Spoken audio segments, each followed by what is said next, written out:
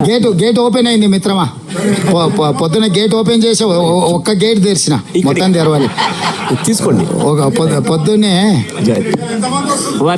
ఇక అట్లా ఎట్లా చెప్తాను సార్, మీరు వచ్చినాకే చెప్తాం కానీ రాకముందు చెప్తాం. ఇవాళ ఆల్రెడీ గేట్ ఓపెన్ చేసిన అని చెప్పిన.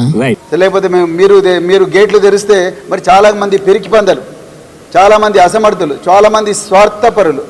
సో వాళ్ళందరూ కూడా ఆ గేట్ల గొర్రెల మంది అలాగ వస్తున్నారు. ఆ గొర్రెల మందిలో ప్రవీణ్ కుమార్ ఒకడు కాలేదు.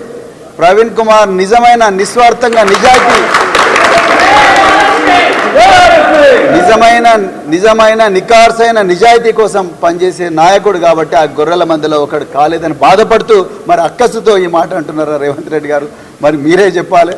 మొన్నటి వరకు మీరు ఇంకా గేట్లు ఓపెన్ చేయలేదు అన్నారు. ఇప్పుడు మీరు చేసిన ప్రకటనతో ఈ రోజు నుంచి గేట్లు ఓపెన్ చేసినట్ట, అది ఎప్పుడు మూసేస్తారు మళ్ళీ?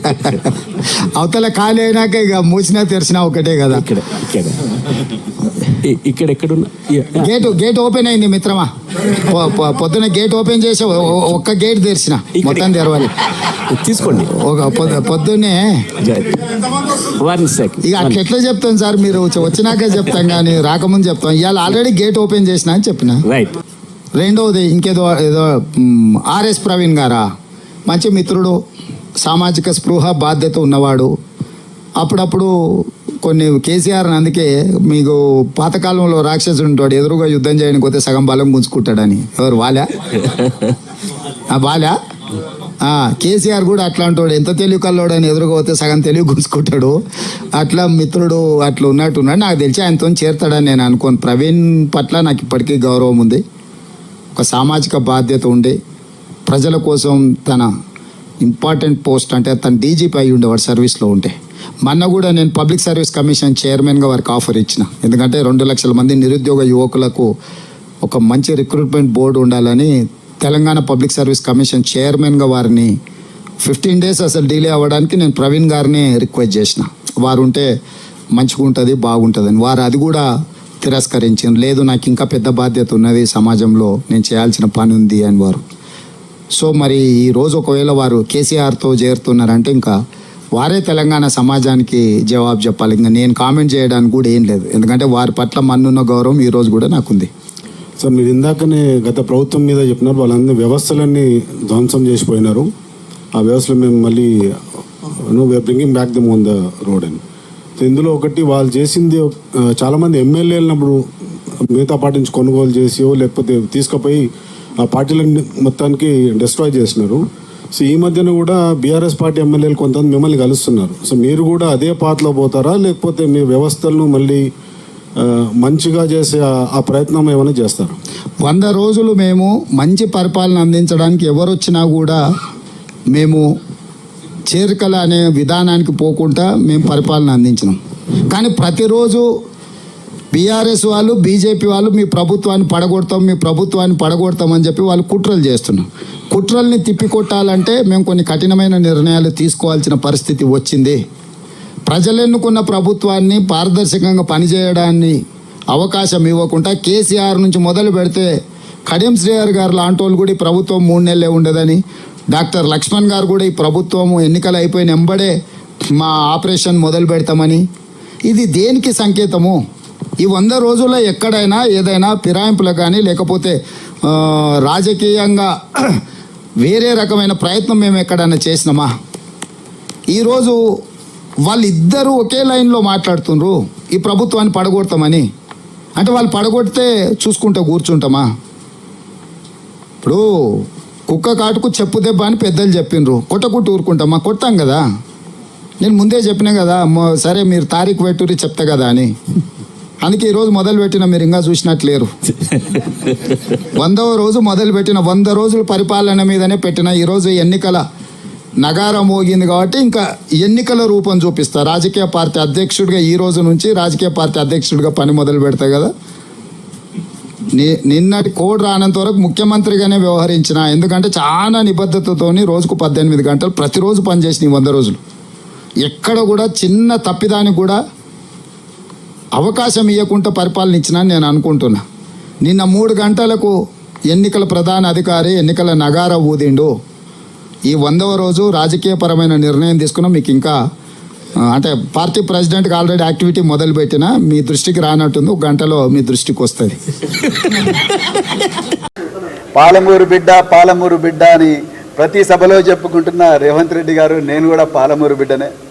మీరు ఒకవైపు మరి శృతి మెత్తగా నన్ను పొగడుతూనే మరోవైపు నన్ను చాలా శృతి మెత్తగానే వార్నింగ్ ఇస్తున్నారు మీరు.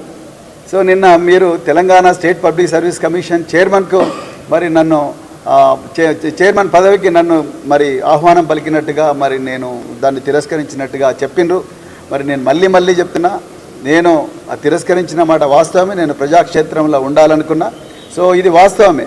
సో అయితే మళ్ళీ మీరు అన్నారు మరి బీఆర్ఎస్ వైపు పోతే మాత్రం ఆయన ప్రజలకు సమాధానం చెప్పాలన్నారు. నేను ఇవాళ అడుగుతున్నా, తెలంగాణ ప్రజలకు స్వేచ్ఛ లేదా? ఏ వేదిక మీద పనిచేయాలి, ఏ ప్లాట్ఫామ్ మీద పనిచేయాలన్న స్వేచ్ఛ తెలంగాణ ప్రజలకు లేదా?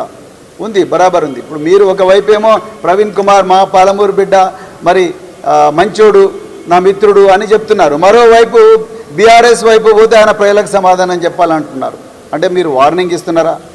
లేకపోతే మీరు గేట్లు తెరిస్తే మరి చాలామంది పెరికి పందలు, చాలామంది అసమర్థులు, చాలామంది స్వార్థపరులు, సో వాళ్ళందరూ కూడా ఆ గేట్ల గొర్రెల మంది ఎలాగ వస్తున్నారు. ఆ గొర్రెల మందిలో ప్రవీణ్ కుమార్ ఒకడు కాలేదు.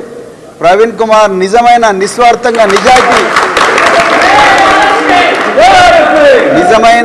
నిజమైన నికార్సైన నిజాయితీ కోసం పనిచేసే నాయకుడు కాబట్టి ఆ గొర్రెల మందిలో ఒకడు కాలేదని బాధపడుతూ మరి అక్కసుతో ఈ మాట అంటున్నారా రేవంత్ రెడ్డి గారు? మరి మీరే చెప్పాలి. సో నేను ఎప్పుడు కూడా ఆ గొర్రెల మంది ఉండదలుచుకోలేదు. చాలామంది అన్నారు ఎంత ప్యాకేజ్ తీసుకున్నావు కేసీఆర్ దగ్గర అని అంటా ఉన్నారు సోషల్ మీడియాలో.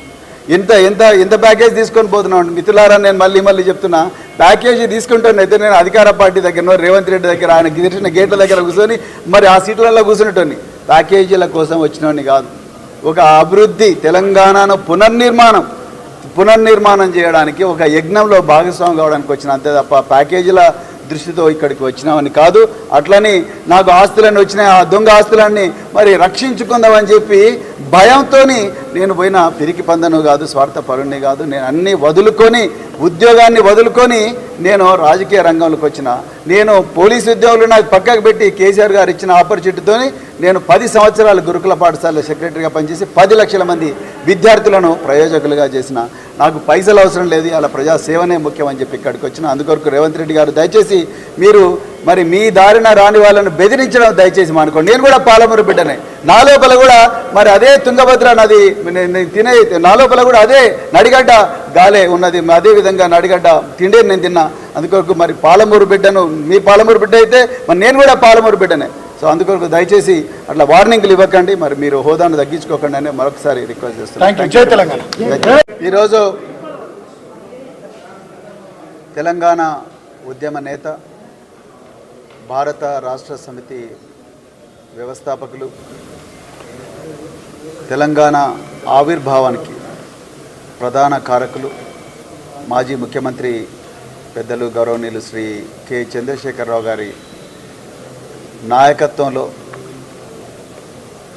పనిచేసే అవకాశం రావడం చాలా ఆనందంగా ఉంది. మరి ఈరోజు తెలంగాణ భవన్కు నన్ను సాదరంగా ఆహ్వానించి హక్కున చేర్చుకున్న బీఆర్ఎస్ సీనియర్ నాయకులందరికీ కూడా మరొకసారి హృదయపూర్వక ధన్యవాదాలు.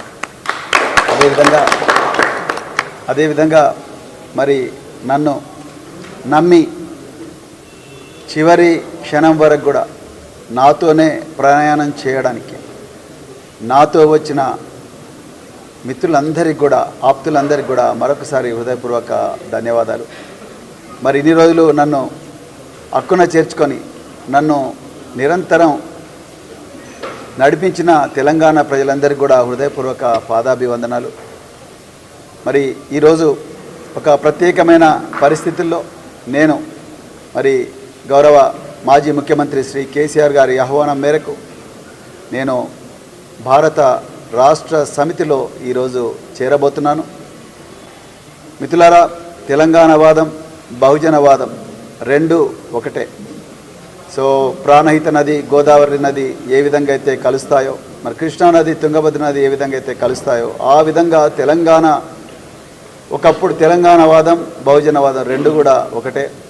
మరి తెలంగాణ కూడా ఆనాడు తరతరాల అణచివేత వల్ల చితికిపోయింది. మరి ఆ తెలంగాణకు విముక్తి కల్పించింది మరి ఆనాడు ఉద్యమకారులు మరి కేసీఆర్ గారి నాయకత్వంలో.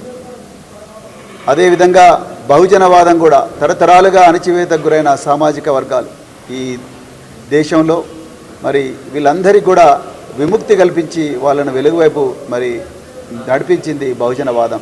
ఈ రెండిట్లో కూడా అణచివేత కామన్గా ఉంది, విముక్తి అనేది ఒక లక్ష్యంగా ఉంది. మరి ఈరోజు కేసీఆర్ గారి నాయకత్వంలో తెలంగాణ మన గత 10 సంవత్సరాలు ఒక స్వర్ణయుగాన్ని చూసింది. ఒక బలమైన తెలంగాణకు ఒక గొప్ప పునాది వేయబడ్డది. దురదృష్టవశాత్తు ఈరోజు మరి వారు అధికారంలో లేరు, కానీ ప్రజల గుండెల్లో ఇంకా కేసీఆర్ గారు ఉన్నారు. సో అయితే మరి ఈరోజు చాలామంది చాలా మాట్లాడుతున్నారు. మరి ఈరోజు ఇంతకుముందే మేము అక్కడ కూర్చొని మాట్లాడుతున్నప్పుడు చాలామంది ఇక్కడ నుంచి మరి వెళ్ళిపోతున్నారు, కానీ మీరు మాత్రం ఒక పెద్ద బలగంగా వచ్చారని చెప్పి మరి బీఆర్ఎస్ సీనియర్ నాయకులు నాతో అన్నారు. వారికి హృదయపూర్వక ధన్యవాదాలు. మరి నేను మళ్ళీ చెప్తున్నాను, బహుజనవాదం అంటే ఆశ, బహుజనవాదం అంటే మరి స్వార్థపరులు ఉండేది కాదు. బహుజనవాదం అంటే మరి నిస్వార్థపరులు, సేవ కోసం వచ్చేవాళ్ళు, మరి సంపద కోసం వచ్చేవాళ్ళు కాదు బహుజనవాదులు. సో అందుకొరకే మరి బహుజనవాదులు ఇంత విపత్కరమైన పరిస్థితుల్లో, అదేవిధంగా ఇంత కష్టమైన పరిస్థితుల్లో కూడా మరి బహుజనవాదులందరూ కూడా మరి మాజీ ముఖ్యమంత్రి కేసీఆర్ గారి వెంటనే నడవాలనుకున్నారు. మరొకసారి ఒక బలమైన తెలంగాణను నిర్మించే ఒక యజ్ఞంలో మరి భాగస్వాములు కావాలనుకున్నారు. అందుకొరకు ఈరోజు వాళ్ళందరూ వచ్చింది. ఏది ఆశించి రాలేదు, ఒక తెలంగాణ పునర్నిర్మాణంలో భాగస్వాములు కావాలనే వచ్చిండ్రు, అంతే తప్ప ఇంకొకటి కాదు. మరి ఇంత చక్కటి అదృష్టం, అవకాశం నాకు ఇచ్చినందుకు భారత రాష్ట్ర సమితి నాయకత్వాన్ని అందరికీ కూడా హృదయపూర్వక ధన్యవాదాలు తెలుపుతూ, నేను మళ్ళొక్కసారి చెప్తున్నా, మరి తెలంగాణ ప్రజలందరికీ, మరి ముఖ్యంగా నాతో ఈ 2.5-3 సంవత్సరాలు నాతో కలిసి నడిచిన బహుజనులందరికీ కూడా చెప్తున్నా, నా గుండెల్లో బహుజనవాదం ఉన్నది, నా గుండెల్లో మరి మహనీయుల త్యాగాలు ఉన్నాయి, నా గుండెల్లో తెలంగాణ అమరవీరుల త్యాగాల సారాంశం ఉన్నది. నేను ఎక్కడ ఉన్నా కూడా, ఏ వేదిక మీద ఉన్నా కూడా ఆ సారాంశాన్ని వాళ్ళు చూపించిన దిశ వైపే నడుస్తాను తప్ప ఇంకో దిశ వైపు కాదు.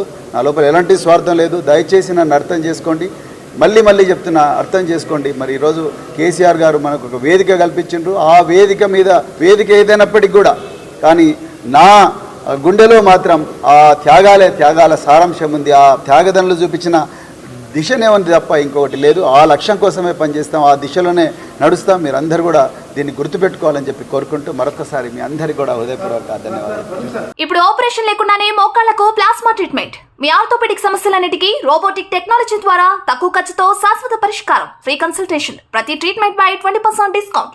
ఈ ఆఫర్ కొద్ది రోజులు మాత్రమే, త్వరపడండి. V9 hospitals 9281465842.